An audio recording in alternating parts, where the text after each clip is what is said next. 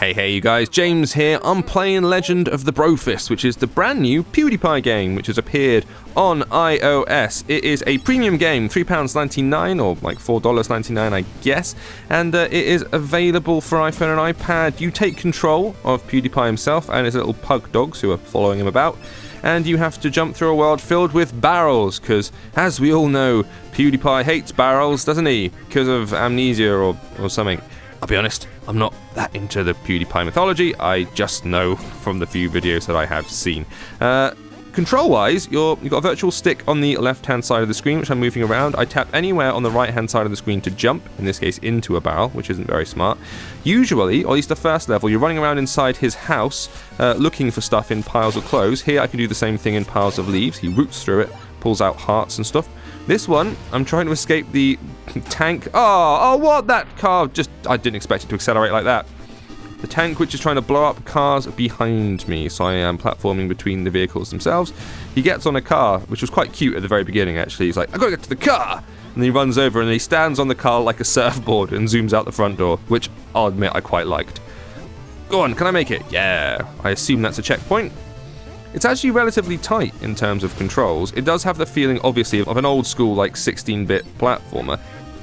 And it really looks the part. I'd seen it in, like, pre-production, and whilst it would be very cool and easy for me to go, yeah, stupid game made by stupid YouTubers, stupid more famous than me, but actually the production values on this are pretty high.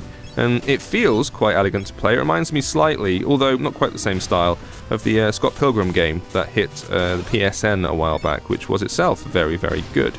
I can't tell how strong this is going to be. The first level felt a bit weird and slightly random in its design. It kept just moving me between elements of the house and randomly spawning places for me to go. Clothes would just appear out of nowhere and go here, and then reverse again. Now go here, to a different place I've already been. This is more linear and interesting. The barrels themselves are actually a bit of a bitch, as you might have noticed. It's quite tricky to perfectly judge when they're going to jump and how far they're going to jump. And as a result, it's quite difficult to do the old Mario butt stomp on their head and do them any damage. Oh, I didn't expect that! Luckily, it's relatively generous in terms of life. I'm just going to use a power-up now, this crab doctor healing thing, which again, that probably means something if you're a PewDiePie fan. Oh, go on, get his head. I refuse to let you live. Yeah. Is that the end? Mwaha, nowhere to run, says the general. Deliver yourself, or get blown to smithereens. He voices all of it, so obviously he's got full involvement with the thing. Like I say, production value is pretty decent. I'm not going to knock it where that's concerned. And it's full of him back chatting with these barrels. And here you go, Markiplier, who's another YouTuber. It's got the whole gang in there, so if you are a fan of the extended PewDiePie universe, then there'll probably be a lot in it for you. It's obviously aimed at the fans squarely. Full of fan service it is. Oh, he's got a pink moustache. YouTubers are wacky, guys. And now he's on a fighter jet. Of course he is. And the barrel to me just looks like, I don't know, Grover or something out of Sesame Street. Not Grover, Oscar the Grouch. That's what they look like. So there's an RPG aspect to it as well. Here's your overworld, which looks like a Mario overworld. No, I don't want to rate your game. I'm fine, thanks. If I go into this pair of trousers over here, I can upgrade my attack. So here we go. Let's move over here. I can buy Edgar's Fart. Oh, that's hilarious, isn't it? Okay, boom, I bought it. Now I've bought it, I have access to that power-up. I can use, I think, 2 per level. You can arm yourself with them. Same thing with these defenses. I bought the crab healing thing.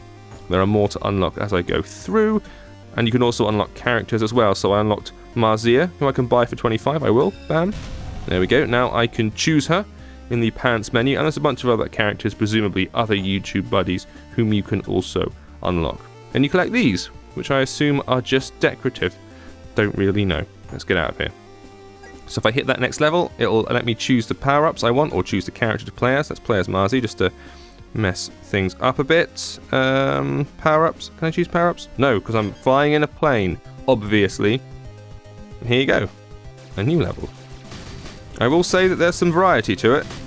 I've done 3 different things in 3 different levels, and it looks like they've spent enough time on it. You get the impression that these things could be just an easy cash-in, which no one's spent any time or effort on. But the kid's got some cash. I imagine he's been able to finance the game to a decent degree, and it seems to be alright.